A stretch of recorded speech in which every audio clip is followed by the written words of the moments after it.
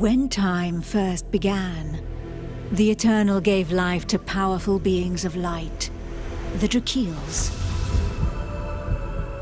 But as misfortune would have it, the power given to these creatures awoke in them only a boundless pride and an inexhaustible thirst for dominion. Shaken by this betrayal, the Eternal banished them to the deepest abyss of Dracomundus. It was there, in the depths of the earth, that they twisted into the monstrosities that we know today as dragons. Alas, possessed more than ever by hate and vanity, the banished refused to admit themselves defeated. Through their voices, they persisted in corrupting humanity. Through their blood, they defined the land we call our home. From that moment on, mankind would live in fear. Fear that one of the Dragon Lords, the most powerful of the banished, would one day return to the surface. With the support of his Dragonkin, Saw Ichnog succeeded in escaping from his subterranean prison. And brave souls, guided by the light, rose up and vowed to push him back. Soldiers of the Order, righteous and faithful to the Eternal, who suffered body and soul after coming into contact with draconic corruption. Rare were those who remained impervious to the depraved whispers of the dragons on the outskirts of this gaping breach. One such person was Godefroy of Clerval, Grand Knight of the Order of the Eternal.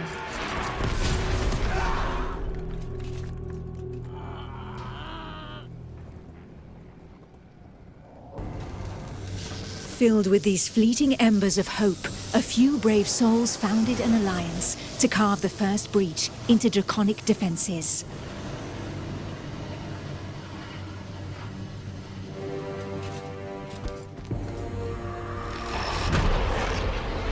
Here, the Dragonkin's power was strong. It fused our world with that of the banished.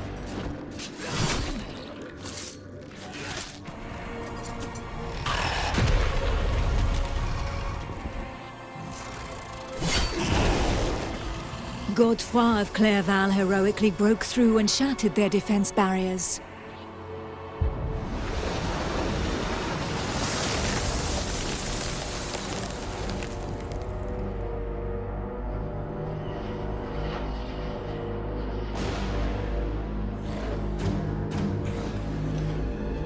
This act of bravery, a feat of the righteous alliance of men, allowed me to lend aid to the Knights of the Order of the Eternal.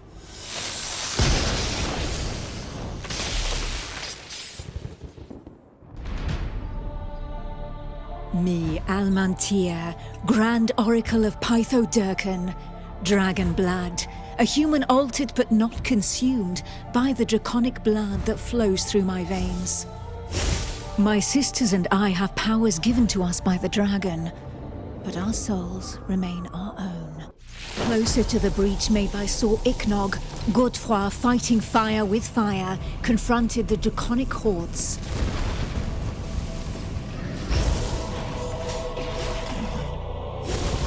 I battled by his side, but my strategy was less direct.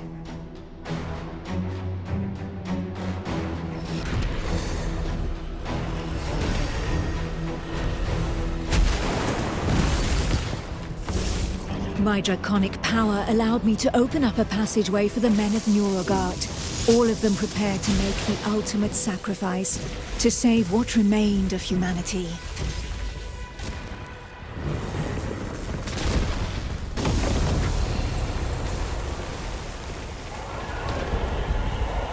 Once this invisible barrier had been breached, they knew that their lives would hang by mere threads.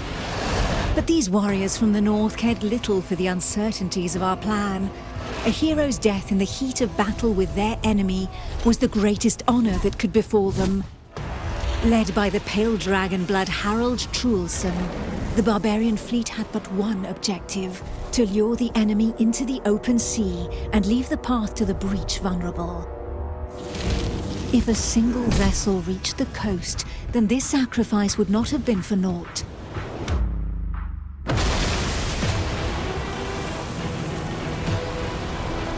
Harald Truelson reached the hostile shore and avenged those fallen from the Toriel clan.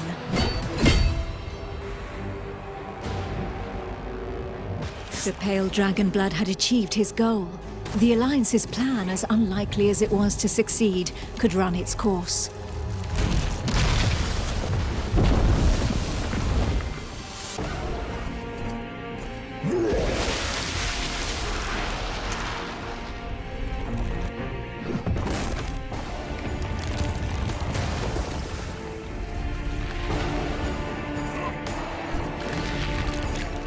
The barbarian waited for the signal that would tell him where to carve a bloody path through enemy defenses and lure the dragons far away from the breach.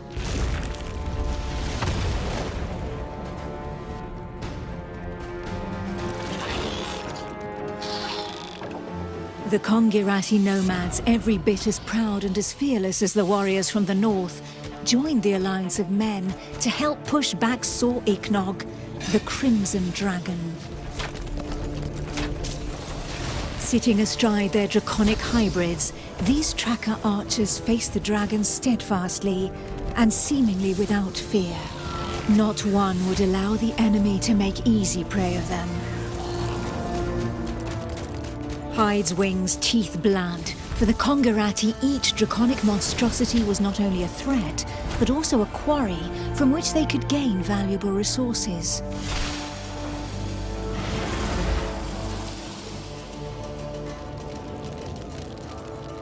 And where others had begged and prayed for divine salvation, these nomads made full use of anything the earth and providence offered them in order to survive.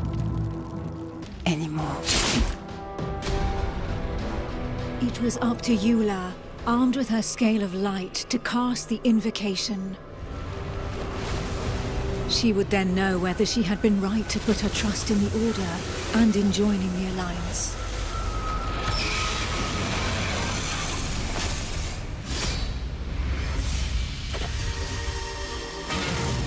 The power of the light was like nothing ever seen before. We heard the Dragon Lord howl into our minds, racked with pain and rage.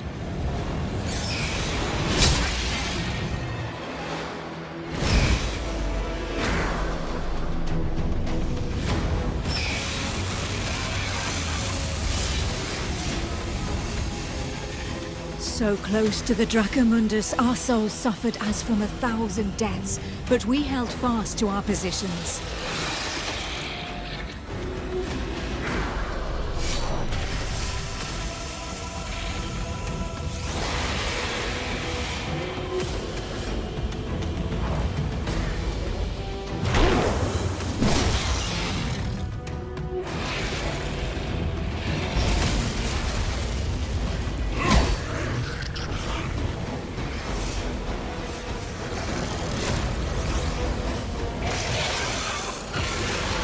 Inch by inch, the divine light pushed the corruption back into the breach.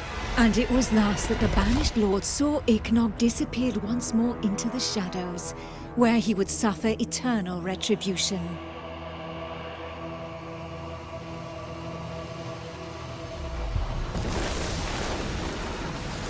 Once calm fell, we were all that was left, the sole witnesses to the feat accomplished by the Alliance of Men. But more than ever, we knew that the taint of draconic depravity still festered in the depths of the abyss, impatient to break free once more. Thus, from the union of men and their allies that stood together in the face of the draconic threat, an elite corps was established within the Order of the Eternal, the Dragon Hunters.